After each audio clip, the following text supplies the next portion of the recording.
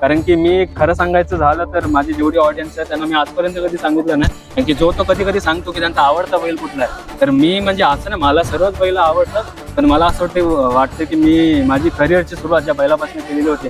अर्थातच माझे जे गावातले होते माझ्या विकास काकांची, त्यांची तर मी मुलाखतच घेतलेली होती. त्यानंतर हा जो बैल आहे चिमण्या, तो माझा आवडता बैल आज धावले. कारण की मला आठवतं माझी जी मैदानामध्ये पहिली मुलाखत आहे ना, मी चिमण्यापासून सुरुवात केलेली होती आणि ती माझी पहिली मुलाखत होती. त्यानंतर मी जेव्हा आपली गाडी जेव्हा अपयशी व्हायची तेव्हा रोज संध्याकाळी विराजदासोबत माझं बोलणं व्हायचं, काय म्हणजे काय झालं असं वगैरे. तेव्हा दादा बोलायचं गाडीवर आता काम होतोय अजून, म्हणजे थोडंसं काम सुरू आहे, त्यामुळे थोडंसं पुष्कर आपली गाडी येईल गुलालात बरोबर.